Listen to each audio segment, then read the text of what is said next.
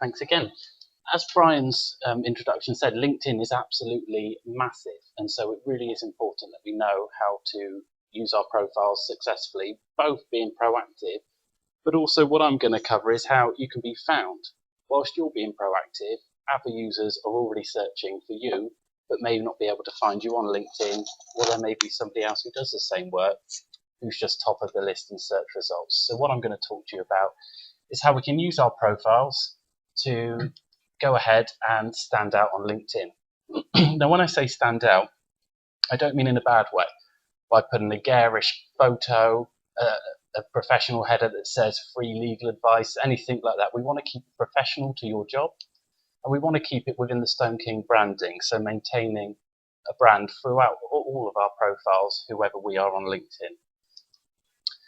So to stand out, we need to be found. So we're going to talk a little bit about our profiles and how we can manipulate LinkedIn searches to make sure that we're always top of the list when somebody carries out a search on LinkedIn. And Brian's going to talk to you in detail about how people can search on LinkedIn now and the amazing options there are to really find a specific target.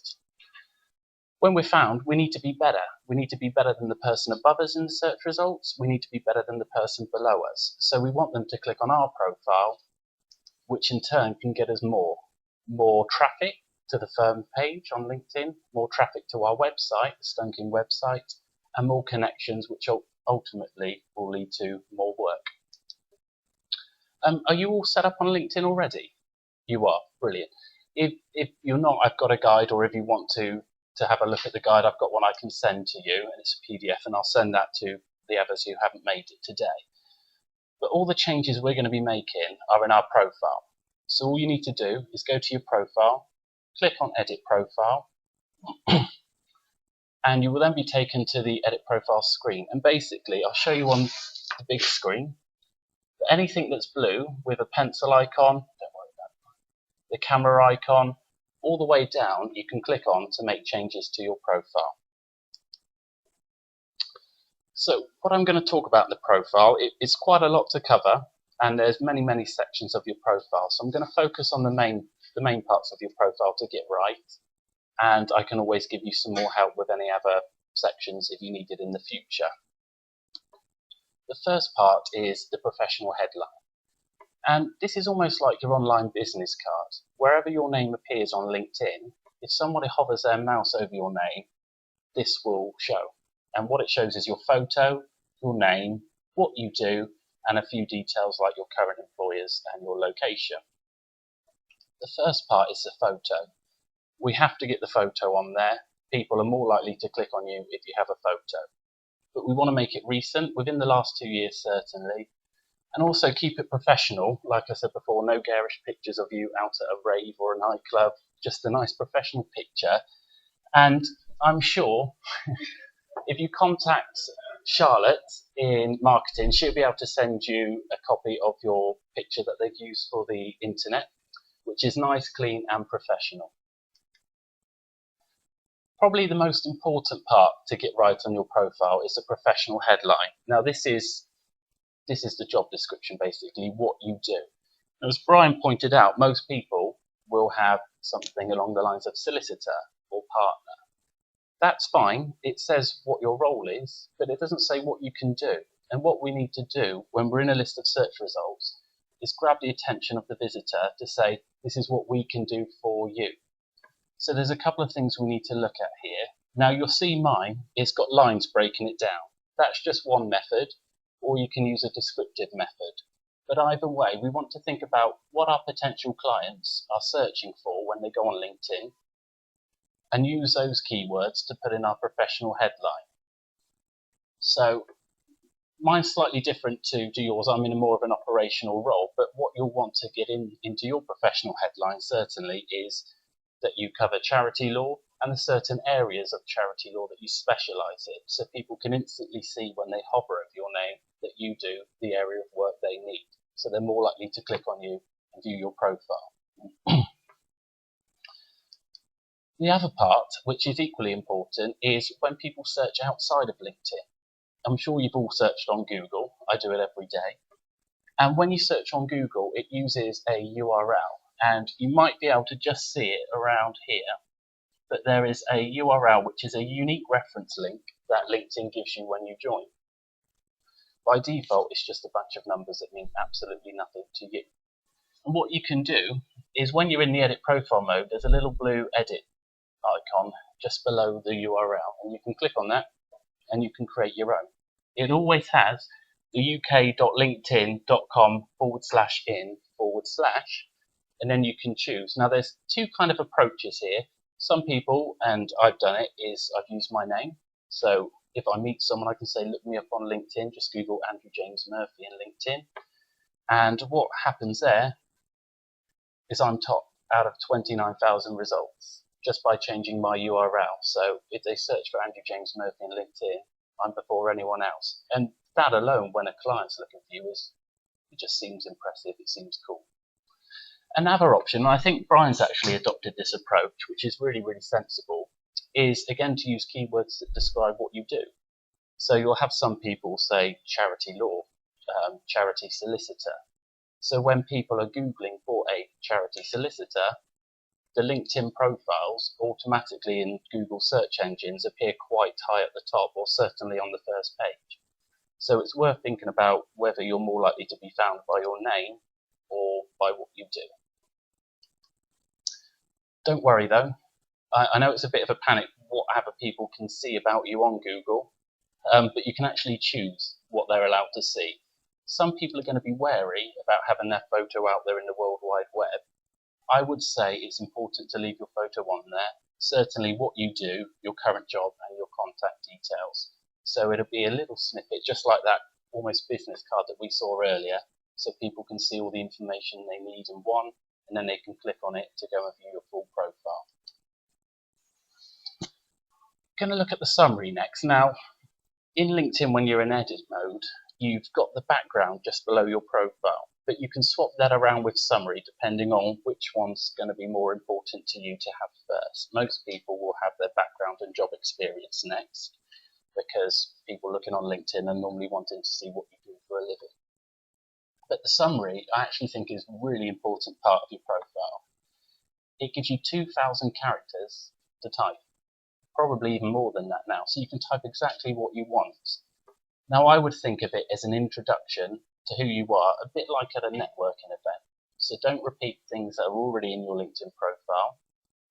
You don't talk in the third person. That can be a bit off-putting when you're reading someone's profile and Andrew is this and Andrew is that. It doesn't sound very welcoming. And more importantly, make it inviting and tell a story. So welcome the people in, make them feel like they're able to connect with you, even if they don't know you.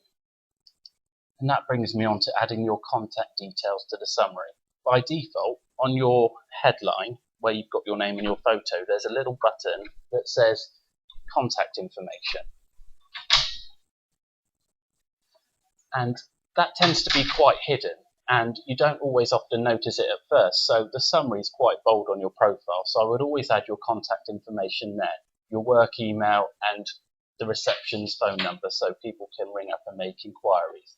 They may not want to connect. They may think, oh, I don't need to connect with them, but I still want their help. So put your contact information out there so people can readily get a hold of it and send you some work. Now I'm going to look at the background. And you'll notice a kind of theme here with keywords. If you don't remember anything else from today, just remember keywords. Because your job title on your current role works exactly the same as your professional headline. Now there's a number of areas to LinkedIn where keywords are important. Your professional headline, your current role and your summary. The more time the keyword that is searched by comes up in your profile, the higher up in the search results you are.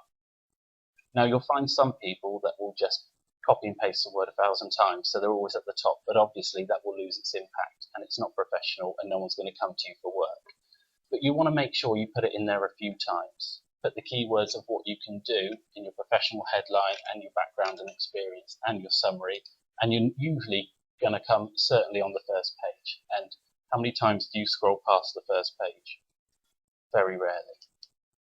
It may also be worth putting in your geographical coverage, because someone from maybe Manchester might think, oh well, they're London, Bath, they're probably not going to help me. But if you do cover those areas, put it down.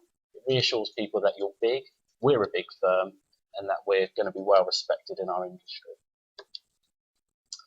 The other important part is when you add your current role, it asks you who your current employer is, and you can type it in and it comes up. It does a search on LinkedIn to see if they already exist and have a firm page. Make sure you click on Stone King. What that does is it puts a little logo to the right hand side, and that allows visitors to our page to click on that logo and go to the firm page where there is an inquiries form, so they can send us inquiries which will go to Charlotte, who's the administrator. But also it's got links to our website as well, so they can go onto our website, learn more about what we do. Again, it's important to make your job description readable. People don't like reading large bulks of text when they're doing a quick search on the internet. So a couple of tips would be to put your key areas of work, your specialities, in bullet points, so they can run their eyes through the list, notice that you do exactly what they want, and that's it, nice and easy. But I would also put a short paragraph about Stone King and what we do and our website. So if someone's come across your profile but you don't cover the area of work they do, they can see from the short paragraph that Stone King will certainly be able to help, even if it's not you personally. Again, the key words, it's just so important that the more times that word pops up in your account, the higher up you are in the list. So again, keep putting it in the job description as well as the job title, but don't repeat it too much. Now, skills are relatively new. Has anyone on LinkedIn come across them yet? They are relatively new, and one big thing about skills is that you can now search by skills on LinkedIn. So again, like keywords, someone can search for specific skills. And they actually have quite a lot of weight attached to them on LinkedIn internal searches. Now, you can have, I think, up to 50 skills, and you need a minimum of 5 now to get a 100% complete profile. But people will endorse your skills. They're not quite recommendations, but it is adding to your credibility in that area of work or for that skill. And the more endorsements for the skill you have that's searched by, the higher again you will come up in the search results. So if you've got 50 endorsements for legal advice and the other person below you has got 10, you're higher than them. If the other people in the field have got 60, they're going to be higher than you. So it's important that we all endorse each other.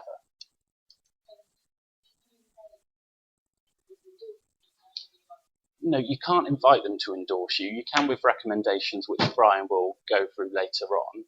But when you log onto your profile on LinkedIn, at the top there's it's a bit annoying, but it's worth just taking a look at. It's a blue box and it has 4 of your connections and says, it gives each person a skill and says, do they have this skill?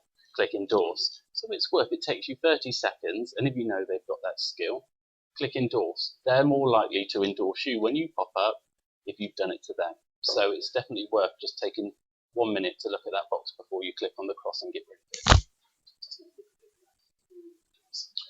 Yes, yeah. Don't endorse anyone just because they work at Stone King. Endorse them if you know they've got that skill. But it's not that naff, because we're a brand, Stone King's a brand, and we're all professionals, and we all do have those skills. Well, no, but I mean, if you speak to one of your other connections who isn't from Stone King, you can ask them to endorse you if you're comfortable with that. That's probably something better for recommendations, which again Brian will go through. So don't go click happy and endorse everyone at Stone King just because they pop up. But if you feel they do have a specialist skill that is worth endorsing, that's going to help them come up higher in search results, then please do. Can I just ask you, Andy, I mean, I'm getting people endorsing me for wills and probate and employment law, and I know that I don't have to, if I say, yes, I want to add that to my profile, it will show up on that list of endorsements. Question, do I really want to be? No. You get the option to choose when someone's endorsed you, whether you want to add it to your profile. So be selective, because what happens is that blue pop-up box, LinkedIn looks at the kind of connections you have, the kind of skills they have, and just pops up suggestions. So if you ignore that part of the profile where it pops up, but you want to endorse other people for a special skill that they have, you can go onto their profile And right over here, you can click on the skills to endorse them as well. So when you're looking at someone's profile, you can endorse them. The same with your connections who aren't Stone King. If you endorse them, they're more likely to endorse you. So do feel free to go and check out some of your valued connections profiles, endorse them for skills, and hopefully in return they'll come and endorse you for some of your skills. Also, I think if you're trying to give the impression of it as a specialist, you don't then want to water it down with areas that you're not an expert in. Yes. Okay. Your education, now some people don't put their education on, but I do think it's worthwhile putting your education on because number one, it just reinforces your qualifications and skills, but also a lot of people have a strong affiliation with their alumni and they're more likely to connect. Statistically, it does say that if you're from the same university, they probably are more likely to connect with you. And there's another section for additional info. And one thing I would advise putting here is some advice for contacting yourself. You never know where your next connection is going to come from. And of course, like Brian said earlier, do go and check out their profile first. But if you add a short paragraph here just confirming that you're willing for people to contact you, but of course do say why. There's something called a lion, and you may have seen in some people's profiles their name, brackets LION, which just means a LinkedIn open network, and they will connect with absolutely anyone of no relevance to their business. That's what they do. Now, some of them are actually handy to have because they've got masses of connections. So if they like or share an update you've done, it goes to a wider serve. So by all means, if you see someone with a lion next to their name, it might be worth having one or two of them on your connections list, but certainly not everyone. But if you say to people, I am willing to connect, do feel free to contact me, but please do say why. If you want to connect with like-minded people or industry experts, or if you were looking for some professional services, then do drop me a line at this email address or call me on this telephone number. It's just reassuring people that don't know you as a person that you're willing to help them. There are many other sections, and when you log into your profile and you go into the edit mode, on the right hand side of the screen will be a list of recommended sections for you to complete. Now, things like languages, it's obvious if you have extra languages, put them on there because that can help gain more work over people who don't speak the client's language. But one thing I wanted to focus on was the project section. Now, you can use this in many different ways. Of course, you can add it to show projects that you've done during your career. So your potential clients looking at your site can see what actual work you can do, and that is just what they're looking for. And we'll come on to rich media in a minute, which is relatively new, but it helps you visually show potential clients what you've done as well. But some other examples, you can use projects to show stepping stones in your career, to show your expertise, but I really like the idea of using them to promote products or services or special events. So if you're holding a seminar to external people, why not add it as a project? You can then add leaflets to it, and you can share that project on your status update so all of your followers will see it, and hopefully we'll get more people coming to these events. Once you've made some changes to your profile, you can check it's working. Now, LinkedIn has some quick insights. Now, I'm on the free account, so I don't get a great deal of insight, but you'll probably see in some of Brian's slides later that he's got a premium account, which gives you more insight. Now, you can see here that it tells you how many times your profile has been viewed. On the free account, it's in the last 30 days, and it also tells you how many times you've shown up in any LinkedIn searches in the past 15 days. But you do get a full list if you upgrade to a paid account.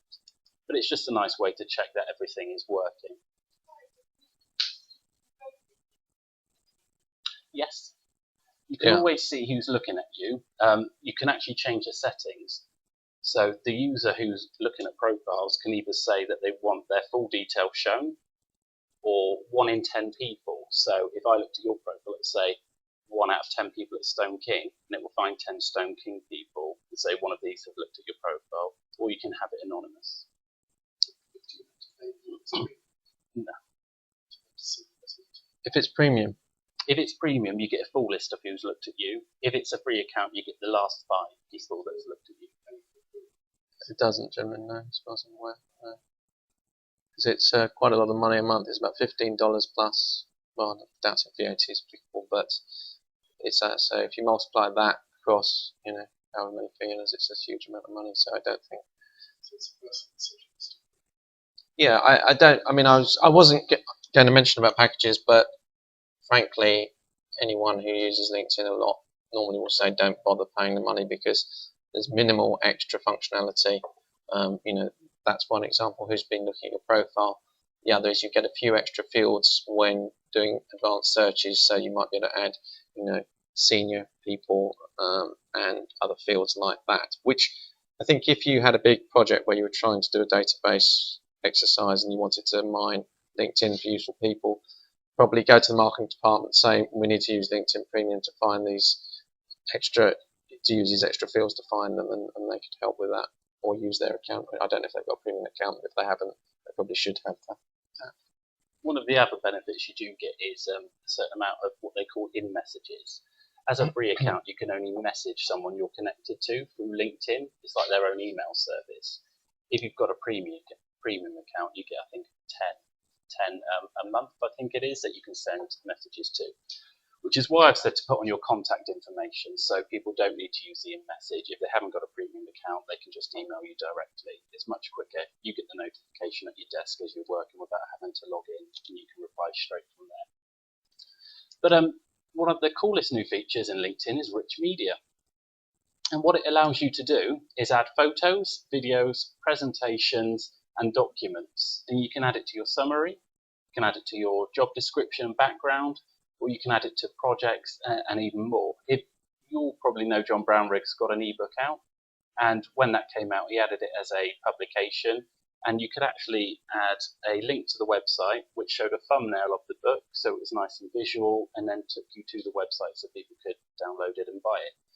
But if you're talking about your projects, and if you're using that as an event or service, you can get the leaflet that marketing produce for that event, and you can add it to that project so people get a nice visual representation, and they can even look at the PDF to see more detail about what that event entails.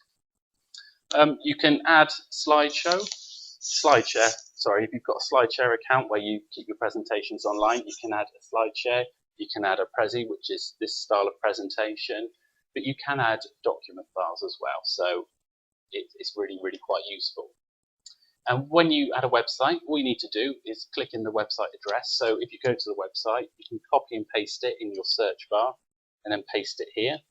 And what it does is it doesn't just put a link, it actually puts a thumbnail of the website, so what it looks like. So again, it's more visual and more likely for people to click on it to have a look.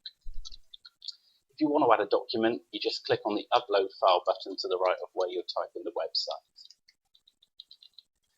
One thing, if you're going to remember anything, again, is don't blend in. Use your keywords. Think about what clients may search for when they're searching for somebody who does your kind of work. So use those keywords, put them into your headlines and your descriptions and your summaries, and you're more likely to come at the top of search results.